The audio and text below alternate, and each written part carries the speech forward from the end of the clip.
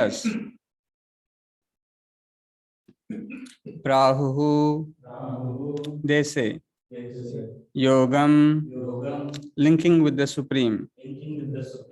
Tam, that. Vidhi, you must know. Pandava, O son of Pandu. Na, never. He, certainly.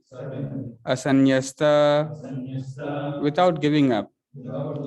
Sankalpaha, self-satisfaction. Yogi, a mystic transcendentalist. Bhavati, becomes. Kashchana, anyone. Translation and purport by His Divine Grace A.C. Bhaktivedanta Swami Srila Prabhupada. Jai Srila Prabhupada. Translation. What is called renunciation is the same as yoga, or linking oneself with the Supreme. For no one can become a yogi unless he renounces the desire for sense gratification. Translation with repetition. What is called renunciation is the same as yoga, or linking oneself with the Supreme. For no one can become a yogi unless he renounces the desire for sense gratification. Purport by Srila Prabhupada. Real sannyasa, yoga, or bhakti means that one should know his constitutional position as the living entity and act accordingly. The living entity has no separate, independent identity. He is the marginal energy of the Supreme. When he is entrapped by material energy, he is conditioned. And when he is Krishna conscious or aware of the spiritual energy, then he is in his real and natural state of life. Therefore, when one is in complete knowledge, one ceases all material sense gratification or renounces all kinds of sense gratificatory activities. This is practiced by the yogis who restrain the senses from material attachment. But a person in Krishna consciousness has no opportunity to engage his senses in anything which is not for the purpose of Krishna. Therefore, a Krishna conscious person is simultaneously a sannyasi and a yogi. The purpose of knowledge and of restraining the senses, as prescribed in the jnana and yoga processes, is automatically served in Krishna consciousness. If one is unable to give up the activities of his selfish nature, then jnana and yoga are of no avail. The real aim is for a living entity to give up all selfish satisfaction and to be prepared to satisfy the Supreme. A Krishna conscious person has no desire for any kind of self-enjoyment. He is always engaged for the enjoyment of the Supreme. One who has no information of the Supreme must therefore be engaged in self-satisfaction, because no one can stand on the platform of inactivity. All these purposes are perfectly served by the practice of Krishna consciousness. Thus ends the Transcendental Bhaktivedanta purport. Om Ajnanati Mirandasya Jnananjana Shalakaya Chakshurunmilitam Yena Tasmai Shri Gurave Namaha. Nama Om Vishnu Padaya Krishna Presthaya Bhutale Srimate Bhakti Vedanta Swami Niti Namine. Namaste Saraswate Deve Gauravani Pracharine Nirvishesha Shunyavadi Paschat Deshatarine. Jai Shri Krishna Chaitanya Prabhu Nityananda Shri Advaita Gadadhara Shri Vasadi Gaura Bhakta Vrinda. Hare Krishna Krishna Krishna Hare Hare Hare Rama Rama Rama Hare Hare.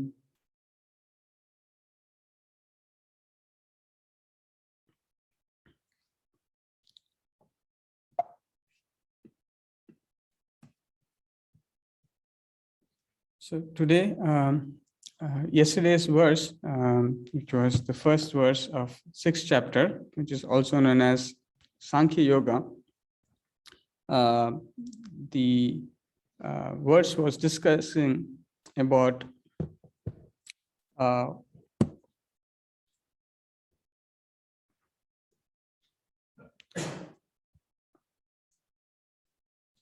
so, anashritah karma phalam karyam karma karoti yaha sasannyasi cha yogi cha na niragnir cha chakriyaha. So, in the last verse, the description of who is in the renounced order of life and who is said to be a true mystic. So, how one is to be considered, whether one is in a renounced order of life or not, the Lord is instructing Arjuna as one who is unattached to the fruits of his work and who works as he is obligated is to be considered in the renounced order of life, and he is a true mystic. And in this verse, continuing the instructions to Arjuna, Lord is describing what is the relationship between yoga, here yogam, and sannyasam. That is renunciation and yoga. What is the relationship between both of them? So here it has been said that yam sannyasam. So what is renunciation? Tam, that is yoga. Tam yogam. Vidhi, you must know. So here Lord is saying that iti prahur, they say. So they are saying, the learned ones are saying that which is sannyasam or renunciation is same as yoga. And you must know, O Pandava, so O son of Pandu or Pandava, Lord is addressing Arjuna here. And the Lord is further giving the reason as why the idea of sannyasa and yoga, or the idea of renunciation and yoga, how are they two similar? So in the next two lines, the Lord is giving the answer for that. So nahi asanyasta sankalpaha, yogi bhavati kaschana. So bhavati becomes kaschana, anyone. So na bhavati kaschana. So no one can become a yogi unless one gives up this idea of self-satisfaction. So this is the very similar idea of renunciation, where one is renouncing the world in order for a higher purpose. So we'll see further as how different sannyasis identify with this renunciation. And Prabhupada also explains in the purport of what real renunciation is. But here, without giving up, a yogi is also supposed to give up. And therefore, in that sense, he is also renouncing the self-satisfaction. And therefore, it is similar to sannyasam or renunciation. So we'll see further as how Prabhupada is explaining in the purport of what constitutes real sannyasa and real yoga, and how that can be actually achieved, and how different people try to achieve that, and what is the differences between all of them. So a couple of words which are very important here. Asanyasta sankalpo. So it's a very nice word which is being said here, without giving up self-satisfaction. So this is a very central principle. If one wants to become a yogi or one wants to become a sannyasi, this principle of giving up self-satisfaction is essential, without which no one can ever become either a yogi nor a sannyasi. So with that, let's move forward to understand what is the meaning of the word yoga. So Prabhupada in the translation describes yoga or yogam linking with the Supreme. So as we also see in the very beginning of 4th chapter, in the translation of the word yoga, Prabhupada translates the science of one's relationship, understanding one's relationship with the Supreme. So this idea of yoga is a very important principle. Now, why is it required? So Prabhupada in the purport, very in the beginning, brings in the point that the real sannyasa, yoga, or bhakti means that one should know his constitutional position as a living entity and act accordingly. So, and then further Prabhupada explains that the living entity has no separate independent identity. So Prabhupada mentions this, that in the conditioned state, that when he's entrapped in material energy, he's conditioned. So what it means is that Prabhupada gives a wonderful example. Prabhupada gives the example of a finger. And Prabhupada says, if the finger is amputated or is cut off, now that finger is no more works as a finger because it loses its functionality as a finger. And because it loses its functionality as a finger, it loses its value. And Prabhupada says, imagine if a finger is, and Prabhupada, just to give the value of finger, Prabhupada says, even if it's millions of dollars, still one cannot calculate the value of a finger. And Prabhupada goes on to say that if something happens to a finger, one goes to the hospital and is willing to spend so much of money. Why? Because that finger is connected with the body. And therefore, it has got its value. So similarly, the living entities by nature, as Prabhupada is mentioning the purport, are not existing independently. There is a natural relationship between the living entity and the Supreme Lord. And when the living entity is in the conditioned state, Prabhupada is describing here, is that is entrapped by material energy. So the living entity, who is spirit by nature, when he's entrapped by material energy or influenced by the material energy, one forgets one's real identity. And just like a finger which is disconnected from the hand has no value, or it doesn't have the same functionality of being together with the hand. Similarly, a living entity, when is in the conditioned state, he forgets his true nature. And when one forgets true nature, one does not experience the real value of life, the real quality of life. And Prabhupada goes on to explain this idea by stating that in a conditioned state. So how do we know one is in a conditioned state? So Prabhupada gives the example that in a conditioned state, the living entity does not try to understand God. It does not try to understand his relationship with God. It does not speak about God. So Prabhupada says, in a conditioned state, in fact, not only he does not do this, he is in fact averse towards God and the activities which help one in devotional life. So Prabhupada says, the more one is entrapped in material energy, the more one is averse to devotional service to the Lord. So this idea that the living entity in the conditioned state is, as we saw even in today's morning class, that there is no way of overcoming the sufferings, the threefold sufferings, without engaging in the transcendental service of the Lord. So therefore, the living entity must take to the process of yoga.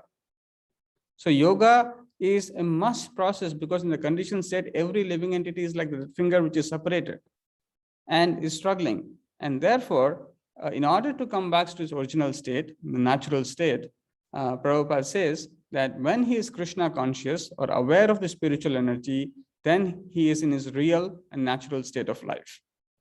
So this process of bringing oneself to the real state of life, the real natural state of life, is the process of Krishna consciousness or the process of yoga. And interestingly, Prabhupada here is writing the word real sannyasa yoga or bhakti means that one should know his constitutional position as a living entity and act accordingly. So this word real is so important because the idea of sannyasa can be multiple. Based upon which tradition one follows, one may have different conceptions of what is sannyasa. And similarly, what is yoga can be also of different kinds. As Prabhupada explains, Prabhupada uses this term called yoga system. So Prabhupada, in order to classify the different kinds of yoga, Prabhupada in other places uses this word called yoga system. And Prabhupada says that one can say, I'm a karma yoga, I'm a karma yogi, I'm a jnana yogi, or I'm a ashtanga yogi, or I'm a bhakti yogi. And then Prabhupada says, someone may think, oh, this whatever yoga I'm following is the best yoga, is the real yoga.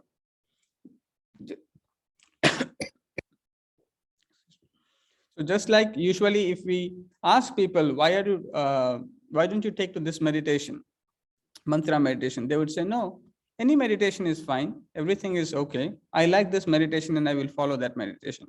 But Prabhupada says, no, one must understand what is this yoga system and what are the distinctions in them. And in order to explain this, Prabhupada gives a wonderful example of a staircase. So Prabhupada says, just like there is a destination by which one can reach, there is a common destination in the staircase. As one goes on climbing, one will reach the highest floor. But while in the journey of traveling climbing this staircase, one may be on the 5th floor, one may be on the 10th floor, one may be on the 15th floor, or maybe one may be on different elevations.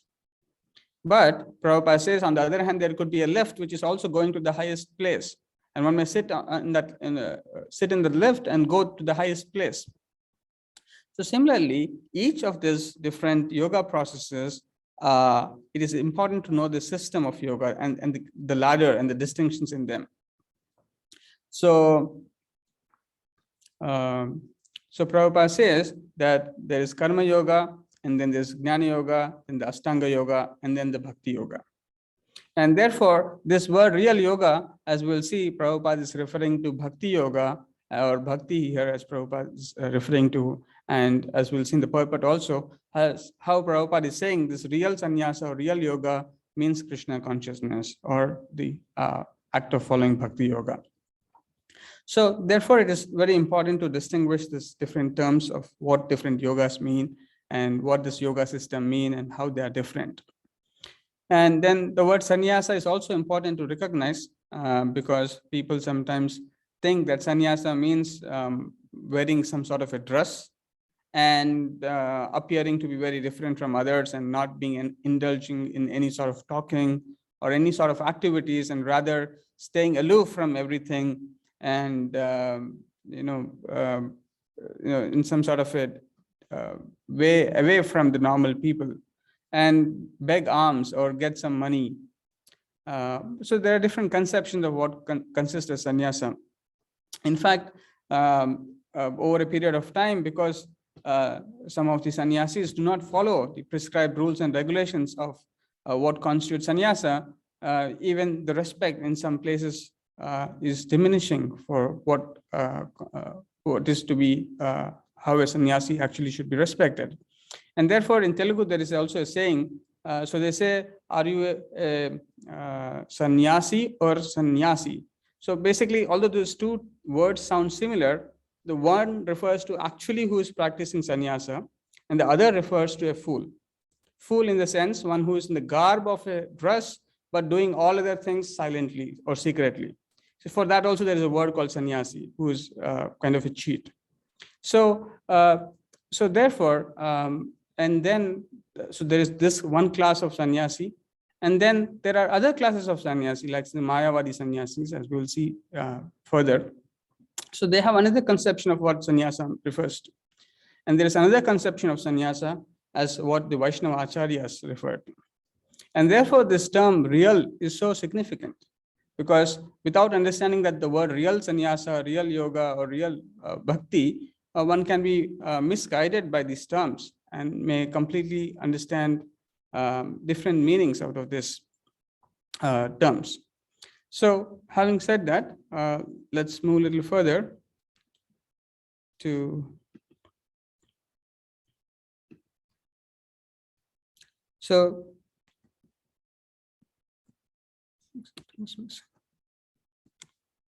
okay. So the next aspect of the verse that is being said as asanyasta sankalpa. So sankalpaha, self-satisfaction. So everyone in the world is somewhere or other trying to find self-satisfaction. So either in the form of extended self-satisfaction or concentrated self-satisfaction, everyone is trying to find, how can I find self-satisfaction for my own self? And this is the biggest problem. And it is said that there is a verse in Chaitanya Charitamrita which says that throughout the scriptures, if one carefully reads, in all the places, this idea of self-satisfaction is completely denounced, is completely condemned. The reason being, although it may give some pious benefits if it is done according to the Vedic teachings of Karma Kanda. It may even take one to heavenly planets, but it will never give one the love of God. It will never give one real bhakti. And therefore, Vaishnava Acharyas and the scriptures, they completely denounce the idea of self-satisfaction. And I forget the verse, but so as we see, dharma projita kaitavo atro parmo nirmacharanam satam. So this dharma projita, so one of the aspects of dharma projita is that people try to promote religion in the name of sense gratification. Like yesterday, I went to another festival where people were celebrating Dasara. So on one side, there are people who are eating non-veg in the name of Dasara. There are another class of people who are eating vegetarian food and doing some other things. So they're using a tool of festival or religion for satisfying their own senses. So this is not the kind of religion that is actually discussed in the Bhagavatam, or the real essence of religion doesn't talk about these things, because this doesn't lead one to the ultimate benefit, ultimate goal of life. Now, however, now everyone may try in different ways to give up this idea of sense gratification. So as we see towards the end is the karmi who is only interested in his own sense gratification, who is trying to somewhere or other earn more and more money, work hard. And Prabhupada criticizes them very badly. Prabhupada calls them as, because they're just working so hard for no gain. As we see, the washerman, he's putting so much of load on the ass, and the ass is carrying so much of load for what? Just because the washerman is going to give some grass at the end. But that same ass does not know that there is so much of grass available. Similarly, a karmi is thinking that, oh, by getting this promotion, by getting this, I will get something at the end of the day, because if I work hard today, tomorrow there is something for me. But he doesn't know that in the end there is nothing, what he is trying to get is so freely available. Rather, he should aim for something else. So on the one hand, there is karmi who is trying to work very hard so that he can satisfy his senses in some way or the other. On the other hand, there is the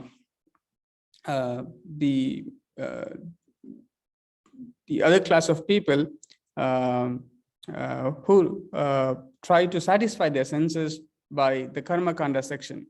So they are not just whimsically trying to satisfy their senses, but they are trying to follow the Vedic instructions and trying to follow the prescribed methods to find the sense gratification.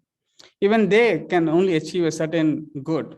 Bhaktisiddhanta Saraswati Maharaj says that both of these pious and impious activities that are performed by this karma kanda section are they both can give only little material happiness and suffering, but not really it elevates or removes all the kinds of sufferings, and therefore it is of no great value for a devotee.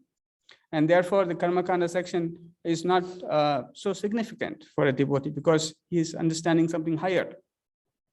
Now, in the material world, there is another kind of tyaga. So giving up happens. So this is known as bhoga and tyaga.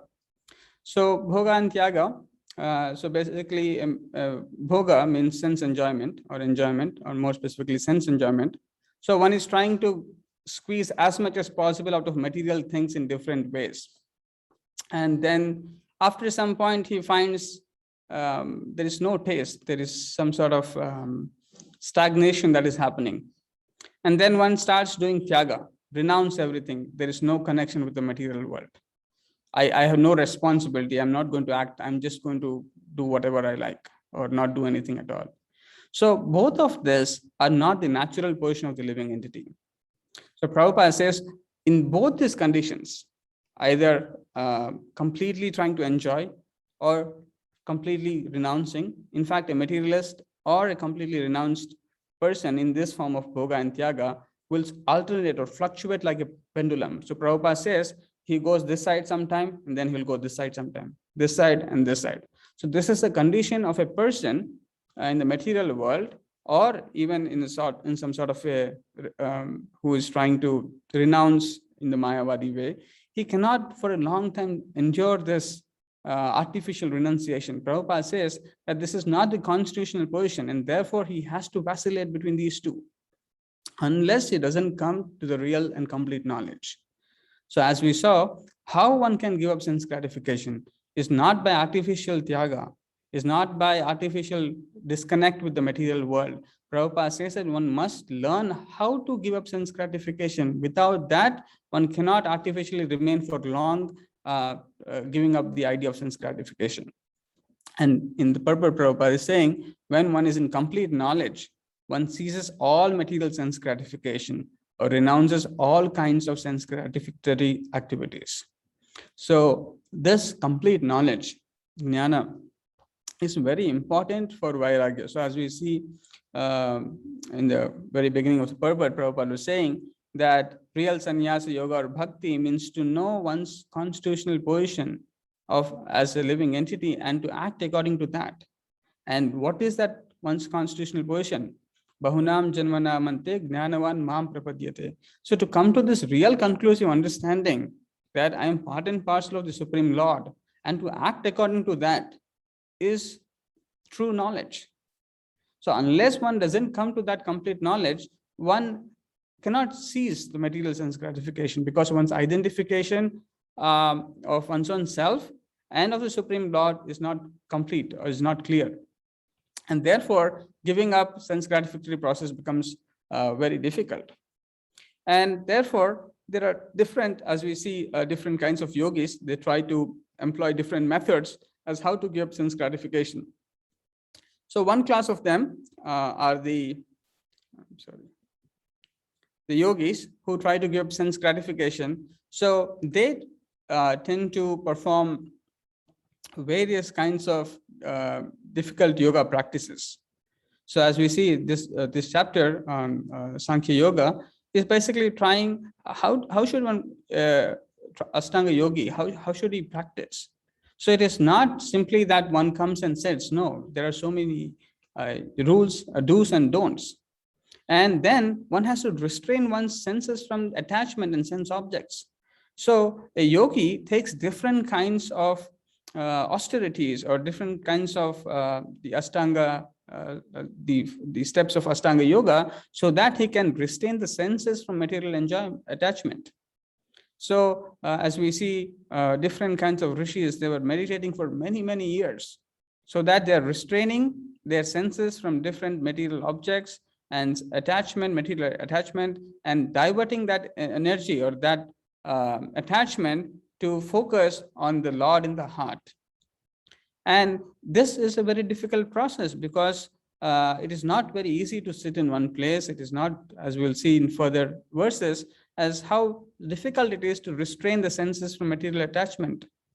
The other day, yesterday I was talking to a student and he was telling, I'm trying to meditate every day by sitting in one place and trying not to think anything. And he says that after a few minutes, he's failing every day and eventually give up the process of doing meditation itself. So especially in this age, it is even more difficult to actually perform this kind of a yoga to give up to restrain one's senses. On the other hand, there are the other kinds of yogis who are the jnana yogis who try other means to overcome the sense gratification process. So the jnana yogis or Mayavadis, they study Vedanta philosophy.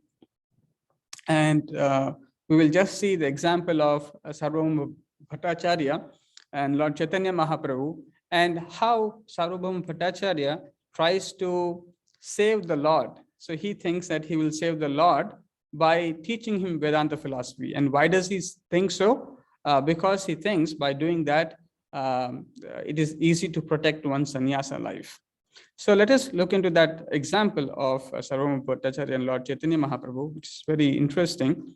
So this is a conversation between a Mayavadi sannyasi and the Lord himself who has taken sannyasa.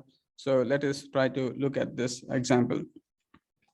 So Lord Chaitanya Mahaprabhu, after he took sannyas, uh, after he was diverted by Lord Nityananda Prabhu from not going to Vrindavan, he comes to Jagannath Puri temple, and as soon as he sees Lord Jagannath, he falls unconscious. The Lord, in ecstasy, falls unconscious, and then he lies down at the temple. When he is at the temple, Sarvam Bhattacharya sees Lord, and then he recognizes from his breathing pattern that he is no ordinary person. But then he takes him to his house, and then in the meantime, as soon as the Lord is brought to the place of Sarvam Bhattacharya, the other devotees like Mukunda and Lord Nityananda Prabhu, they eventually come there, and they see that they were looking for the Lord. So, and in the meantime, Gopinath Acharya, who is the brother-in-law of Sarvam Bhattacharya, he sees Mukunda Datta, and because Gopinath Acharya is also from Navadvip, he could recognize Mukunda Datta, and they start discussing how come you are here and things like that. And then they inform that the Lord, after taking sannyasa, has decided to come to Jagannath Puri, and and Mukunda Datta says that we just heard that the Lord took the darshan of the Lord Jagannatha, and he fell unconscious, and then he's been taken to Sarvabhauma Bhattacharya's home, and we are all going there. So then all the devotees go there, and then as they see the Lord lying there, some of them, especially Gopinath Acharya, he becomes sad. Oh, Lord is unconscious. Then he also becomes happy that he is able to finally see the Lord in the in sannyasa, in the order of sannyasa. So he becomes very happy, and then all the devotees start chanting Hari Bol and Lord's names, and then Chaitanya Mahaprabhu comes to his consciousness. So then the discussion starts between. So in fact, just before that, there is a small discussion that takes place between Gopinath Acharya, Mukunda Datta, and Sarvam Bhattacharya. So Sarvam Bhattacharya tries to find out when the Lord is still unconscious. So he asks Gopinath Acharya and Mukunda Datta about, can you please tell me more about Lord Chaitanya Mahaprabhu? So he knows, can you tell what is his name? So then they'll tell that his name is Sri Krishna Chaitanya, and he has taken sannyasa recently, and he is visiting Lord Jagannath. So when Sarvam Bhattacharya hears this name, Sri Krishna, he says, oh, this is very nice, but why is his name is Chaitanya? Because it seems that so Lord Chaitanya Mahaprabhu takes sannyas from Keshava Bharati. So Bharati is a one class of sannyasis, and they are not to be considered. It seems that they are considered to be second level of sannyasis in Mayavada's school of thought, whereas the first one is like Saraswati's. So then he was thinking, oh, and why did he put his name Chaitanya? Chaitanya is who assists, it's like the name of a brahmachari who assists a sannyasi, or one who assists sannyasi. So why did he have his name Chaitanya? He should have a better name. I will train him up, and I will make him come to the highest standard of a sannyasi. So in this way he was mentioning, and Gopinath Acharya becomes very angry. He says, you are trying to impose external things on the Lord. He is in fact the Supreme Lord himself. There is no idea of his being second class or anything. No, he's Shadaishwarya Purnam. He's full of 6 opulences. And then there ensues a battle, in fact, a dialogue between the followers of Sarvabhauma Bhattacharya, the disciples of Sarvabhauma Bhattacharya, who start saying that, how can you prove that he is the Supreme Lord? What is the evidence that you have got? And then Mukunda Datta and Gopinath Acharya, they say that it is revealed in the scriptures, and the Acharyas have mentioned the symptoms of the Supreme Lord, and it is from that evidence you can consider that Lord Chaitanya Sri Krishna Chaitanya is none other than the Supreme Personality of Godhead, Krishna himself. And in this way, there's the dialogue was happening. In the meantime, the Lord comes to consciousness, and then immediately Sarvabhauma Bhattacharya addresses the Lord as as Narayana, and interestingly, Lord replies back, Krishner Matir Astu. And then he was shocked. Oh, I thought he's taken sannyasa from Keshav Bharati, but he, by addressing this way, he's a Vaishnava sannyasi. So then Sarvam Bhattacharya also sees that because Lord has taken the name Sri Krishna Chaitanya, that means he's very meek and humble because he's willing to assist sannyasis. And therefore is very meek and humble, and also his effulgence, his beauty was very, very appealing. And Sarvam Bhattacharya became attracted to this, and then he says that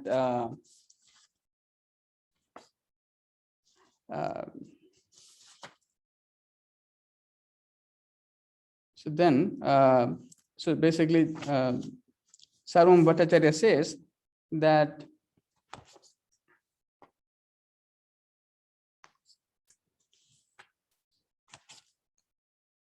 okay, so then seeing, so now Sarvam Bhattacharya talks to Lord Chaitanya Mahaprabhu and says, and Mukunda Datta and Gopinath Acharya, they were also there, so he was addressing them. Sri Chaitanya Mahaprabhu is in his full-fledged youthful life. How can he keep the principles of sannyasa? So he is so young and he has taken sannyasa. How is it possible for him to maintain or refrain from actually sense gratification? Because it is against the principle of a person who has in the renounced life to associate with any worldly objects or anything which is associated with gratifying one's own senses. Then Sarvabhauma Bhattacharya became very apprehensive. How is this so beautiful, young, meek, humble sannyasi can maintain this? And then he says, I shall continuously recite the Vedanta philosophy before Chaitanya Mahaprabhu so that he may remain fixed in his renunciation and thus enter upon the path of monism. So according to the Mayavadi sannyasis, the idea of controlling senses or being remained in fixed in renunciation is by the means of studying Vedanta. And how? Continuously recite the Vedanta philosophy, and thereby he may be able to control his senses. So Prabhupada writes that among the sannyasis, the Mayavadi sannyasis, the cultivation of Vedanta philosophy helps in becoming detached from sense gratification. One has to practice sense control as well as mind control and subdue the 6 forces of speech, mind, anger, tongue, belly, and genitals. Then one can become expert in understanding the devotional service of the Lord and thus become a perfect sannyasi. So basically, Prabhupada is saying that when one is attached to material sense gratification, one cannot protect his sannyasa order. And therefore, in order to study Vairagya, or in order to implement the principles of Vairagya renunciation, Sarvabhauma Bhattacharya thinks that by the study of this Vedanta philosophy, Lord may be saved from the clutches of full-fledged youthful desires. So as we see in this verse, one must control from the desire for self-satisfaction. And Sarvabhauma Bhattacharya is thinking that the only way that you can do is by reading Vedanta philosophy.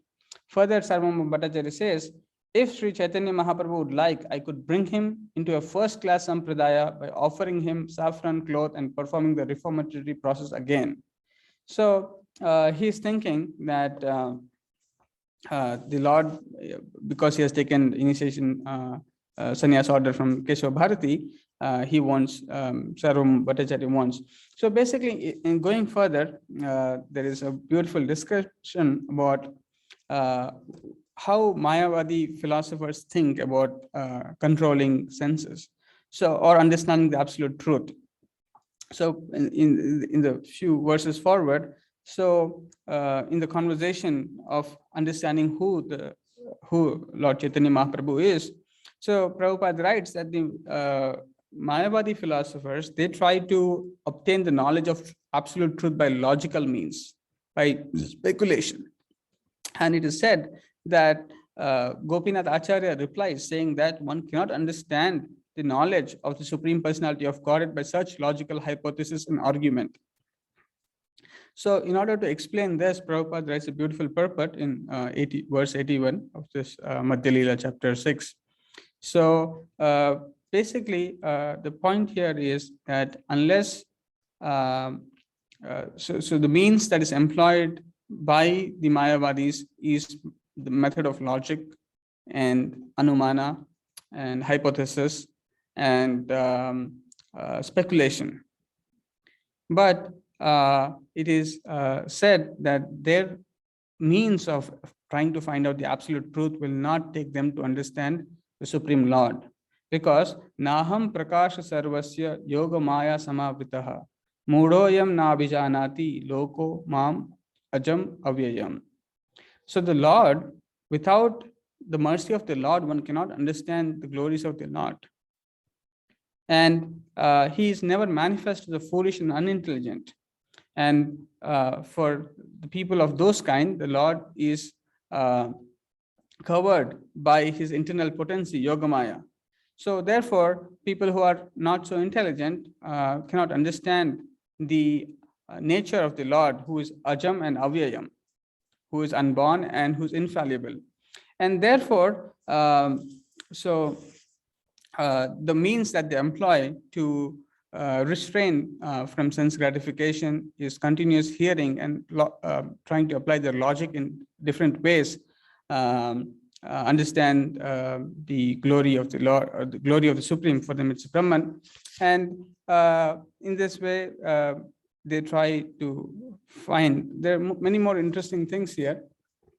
But again, we can see here as how, so there's a beautiful conversation that takes place from here about the knowledge of the absolute as understood by the Mayavadi philosophers and how it is understood by the Vaishnava acharyas and the devotees of the Lord, and how that is superior, and how also that method is superior to control the senses. And as we see in the next part of the purport, Prabhupada is actually mentioning about how the method that is employed by the Mayavadis and the yogis are insufficient, whereas Krishna consciousness has all these components. So, I already had the verses here. Okay. So, so the idea of giving up asanyasta sankalpaha is necessary, and Prabhupada says the real aim is for a living entity to give up all selfish satisfaction and to be prepared to satisfy the Supreme. So here it is important to note that the real aim, Prabhupada is not just telling that one should learn to give up all selfish satisfaction, but and there is one more aspect that is also to be taken care along with it, and that is to be prepared to satisfy the Supreme. And this is where the Mayavadis fail, because they do not have the clear conception of who the Supreme is, so they are not prepared to satisfy the Supreme. And therefore, the conception of giving up selfish satisfaction is not complete. And that also takes place in some part of this discussion of between Sarvabhauma Bhattacharya and Lord Chaitanya Mahaprabhu. So unless one is not trying to satisfy the Supreme, there is no way to give up the selfish satisfaction. And that is also further explained by Prabhupada. A Krishna conscious person has no desire for any kind of self-enjoyment. He is always engaged for the enjoyment of the Supreme. So only when one is engaged in the service of the Supreme, only when one can understand there is the Supreme Lord. So both the living entity and the material nature are both subordinate to the Supreme Lord. And therefore, there is only one individual who is worthy to receive the seva. And Prabhupada also mentions in another place these two terms called seva and daya. So Prabhupada says daya means to serve someone like a person in a hospital who is not well, and the doctor comes and serves that person by helping him overcome the disease. And Prabhupada says that is daya. So on a person who is little lesser, whose condition is not well, someone is showing some sort of compassion or helping that person to overcome that condition, that is called as daya. But whereas Prabhupada says seva, which is rendered to the superior, the real worship, the real bhajana that has to be done is real worship is done only for the Supreme Lord. So unless that conception is not fixed, one cannot give up the desire for self-enjoyment. So in different ways, as we see Mayavadis, they think of maybe serving another person as the Lord, and they try to do some seva to other person and things like that. And in that way, they may satisfy themselves that they're not having selfish intention, but trying to help others. But that is not real seva. That is not real worship. The real worship means the Supreme Personality of Godhead. And to understand his personality and to render service to him, that is the real way to overcome any kind of selfish satisfaction that one desires otherwise. And then, so this is a very important point Prabhupada is bringing the purpose that without the knowledge of the Supreme, one cannot give up sense gratification. One who has no information of the Supreme must therefore be engaged in self-satisfaction, because no one can stand on the platform of inactivity, because everyone is performing some sort of the activity or the other. So unless we do not recognize that all of my energies, everything is meant to be in the service of the Lord, one way or the other, one will be engaged in different kinds of selfish activities. And all these purposes are perfectly served by the practice of Krishna consciousness. And there is a beautiful verse in that we recently, maybe a couple of months ago, we saw this from 1.5.12, which says, Naishkarmyam api achyuta bhava varjitam, na shopate jnanam alam niranjanam, kutha puna shashvat abhadram ishware, na charpitam karma yat api akaranam. So here this verse says, knowledge of self-realization, even though free from all material affinity, does not look well if devoid of conception of the infallible God. What then is the use of fruitive activities which are naturally painful from the very beginning and transient by nature, if they are not utilized for the devotional service of the Lord? So on the one hand, the idea of fruitive activity is so difficult to give up. But here, even the knowledge of self-realization, which is compared much higher than what a normal karmi is trying to do, even that does not look good if it is not having the conception of who the Supreme Lord is. The Lord as the infallible, the all-merciful, omnipotent Lord, if one is not aware of that, then even this the knowledge of self-realization is insufficient. This does not look good. And all other things, the material activities which one is trying to desire some small petty happiness of fruitive activities, is both painful, Prabhupada is writing here, which are naturally painful from the beginning. From the very beginning, they are actually painful. As we saw in just 5.22, how any sort of contact of senses with sense objects and trying to seek happiness from that is only results in misery, and which is actually the source of misery, and transient by nature. So therefore, as we saw even in today's morning verse, that our tendencies must be dovetailed in the service of the Lord. So if they are not utilized in the service of the Lord, the act of self-satisfaction will not go away. So this idea of giving up self-satisfaction is so important. And only one who can give up the idea of self-satisfaction can actually is a renouncer. And actually, a yogi must have this qualification of able to give up the self-satisfaction, without which it is not possible to make progress in spiritual life. I'll stop here and see if there are any questions or comments.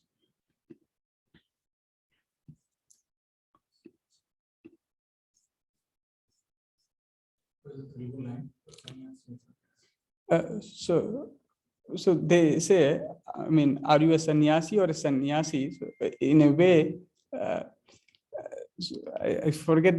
So the older generation people, so when they see, so there was, my grandfather used to tell another grandfather, his cousin, so he took sannyasa robes. He has changed the dress, but he would come to his home for 1 month and live normal life. And then again, he goes back. So then he says, why are you doing this? So then he would refer, are you this or are you that?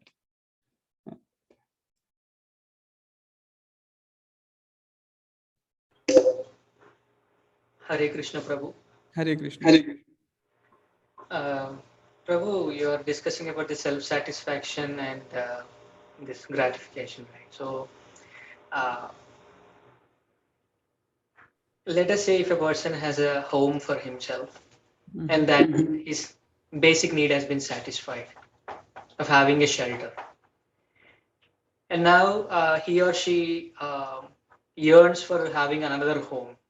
Mhm. It's not like longing for to have a home for profitability or something.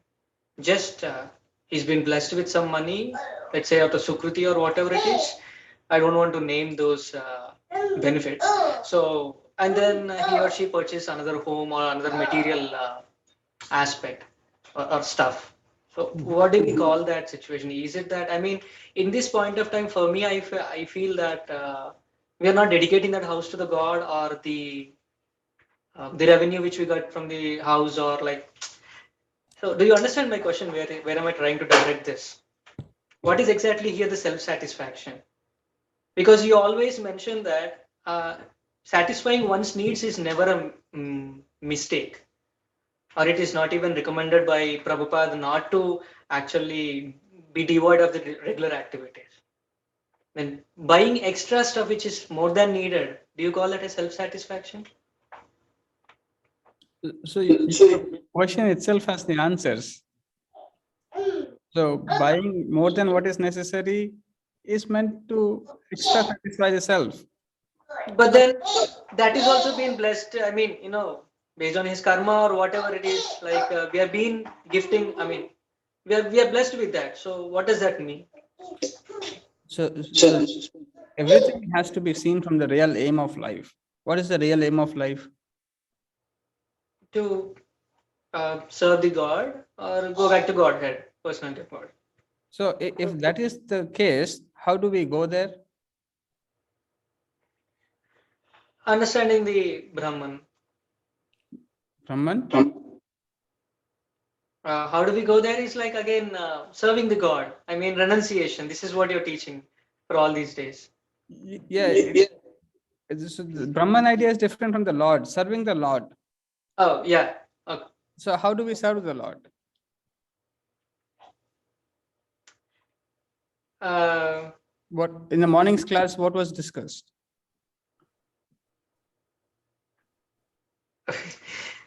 please give me a hint. I mean, there is so much for me to recollect. Uh, The first line of the purport,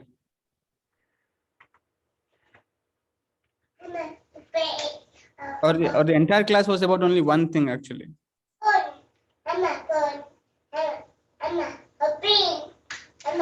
One has the hearing the transcendental activities of the Lord. yes, the Shravanam. Yes, so that is the most practical and feasible process for this age for purifying our consciousness. Okay, so let us say we are engaged in all these Shravanam, or you keep on telling to me the Pada Sevanam and all these things, right? Shravanam, Kirtanam, all these activities. Yes. But yet we are engaged in purchasing so many other material things. No, so the reason is we are not doing sufficiently and properly. So if we sufficiently do and properly do, then naturally we will align everything in the service of the Lord. So it does not mean that you do not buy a house or you do not have material possession, but there is a way to employ in the service of the Lord. So it is not like the different great kings, Maharaj Parikshit or Maharaj Janaka Maharaj or King Prithu. uh, They were all they were all so much wealthier. For example, example of given is that of Pundarik Vidyanidhi in Chaitanya Charitamrita. So it's not that a devotee cannot be rich. Yes, by the mercy of the Lord, if one receives wealth, it is not that one should reject it. It is not, that's not the idea. But one should learn how to engage that in the service of the Lord. If one does not engage in the service of the Lord, one becomes entangled in the process. So Prabhupada, when explaining the idea of karmi, Prabhupada says, what is a karmi? He is trying to earn, work hard and so much, earn something, and then he's always in anxiety of where to invest that again. Because he's worried what he earned will go away. And therefore he's again in anxiety of how to protect it and where to invest it. When he's investing, he's again worried. Today it is up, tomorrow is down. What is going to happen? who is going to take away? The government is going to take away tax. Someone is going to do this. I need to create a boundary around the house. Is there someone who is, should I put a camera to see someone is entering into the house when I'm not there? I'm in America and Canada. So, no, nothing, Prabhu. Please go ahead. I'm listening. But anyways, the specific aspect of the question of how you should deal with a specific situation, you must always be in touch with some authorities who can guide you more specifically in specific instances. But the general principle is that every activity we should see how it helps us in becoming more Krishna conscious, or we should do activities in such a way which can be helpful in Krishna conscious, or dovetail those activities in Krishna conscious. So we will see in a couple of verses in the future verses as how different people should practice. I think in the very next verse it will talk about we should, I mean, at the end of the day, we should remember that is it helping us becoming more Krishna conscious? So on the other way around, if just one practices proper hearing and chanting, then everything else also will fall in place. So the essence is chanting and hearing. If you can do that process, then all other questions will fall in place. Okay, Prabhu. Understood. I mean, that he or she is like, I'm putting myself in that shoes. Like now I have some place and abode to live. But again, we all accumulate some wealth to buy a house or something, right? So what is the point of earning that money, and why not we just donate to the temples and No, so right now become more Krishna conscious by chanting nicely. Okay. So sure. Focus your attention on becoming by chanting well, and these decisions you can personally talk to devotees and get more insights in a particular situation if you like. But in general, become Krishna conscious. How you can become more and more Krishna conscious, if that is the focus, and that can happen by being in association, by hearing and chanting. So if you do nicely, the Lord, if you chant nicely, Paramatma, the Lord as Paramatma will guide us further in ways by which we can remain unentangled from many things. Sure, Prabhu. Thank you. Hare Krishna. Hare Krishna.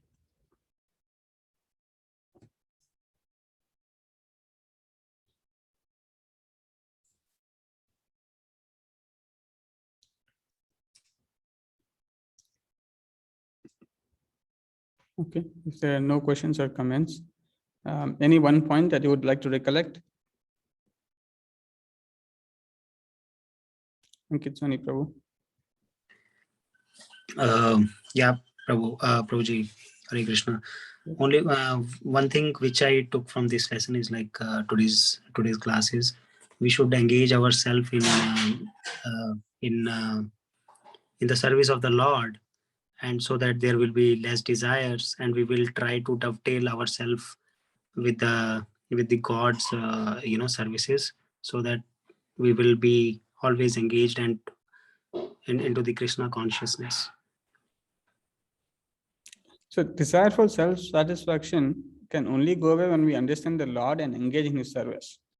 And yes, in the beginning one can doubt it, but one must know, we should all know more about the Lord, His position and our position, complete knowledge.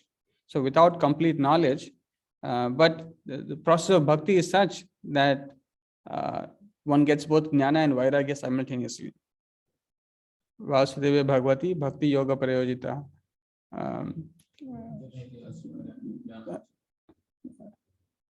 Janiyati Asu Vairagyam Jnanam Chayat Ahit.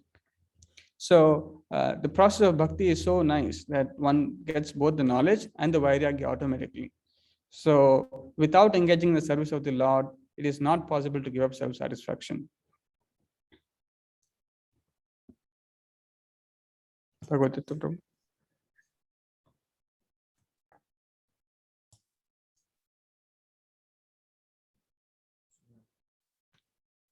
Bhagavad Gita Prabhu, are you there?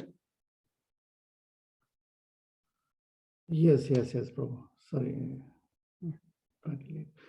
Yeah, Prabhu. That mainly the takeaway from this session is that giving up selfish satisfaction and dovetail to the service of the Lord. that is the real aim for a living entity. So giving up all selfish satisfaction and to be prepared to satisfy the Supreme. Jagannath Prabhu. Yes, so a Krishna conscious person has no desire for any kind of self enjoyment. So this is the major point I observed actually here. So like means whatever we are doing, whatever we are trying to do, always it should be there in the mind. If by doing this, Krishna will be satisfied or not. If this is for Krishna or not. So if this is the prospect of doing anything, then we are on the platform of the Krishna conscious. Otherwise, no, we are not on the Krishna consciousness. Okay. Srinidhi Mataji. Same Prabhu, like you all said, so unless we do services to Lord, whatever path we choose will be incomplete. Yes. Okay. Akhilesh Prabhu. Hare Krishna. So one of the point which again right now we touched upon is all the yoga processes like karma yoga, dhyana yoga, ashtanga. These are very difficult, and engaging in the service of Lord through bhakti yoga is the simplest and it's a direct process to approach the Krishna. Okay. Thank you. Sridhar.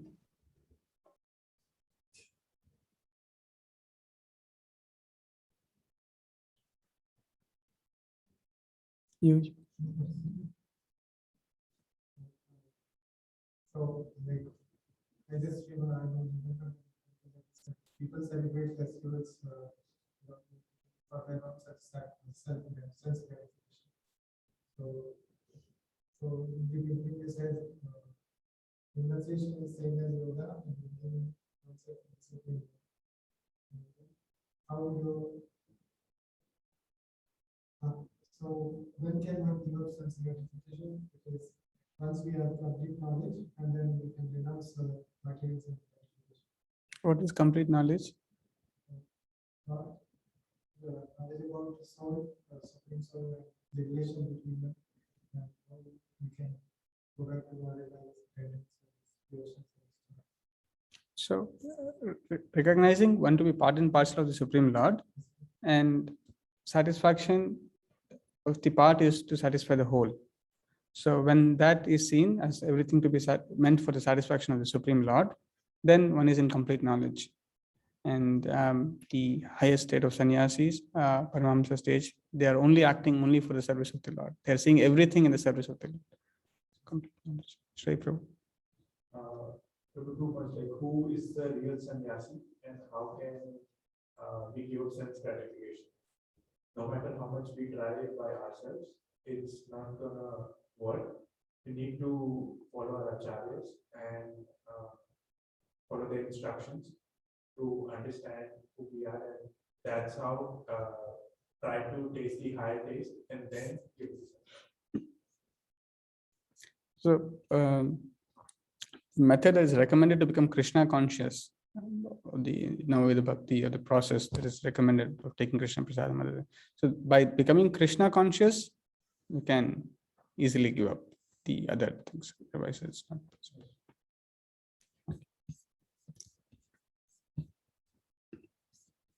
Okay. We'll stop here. Can I request everyone to come in front of camera?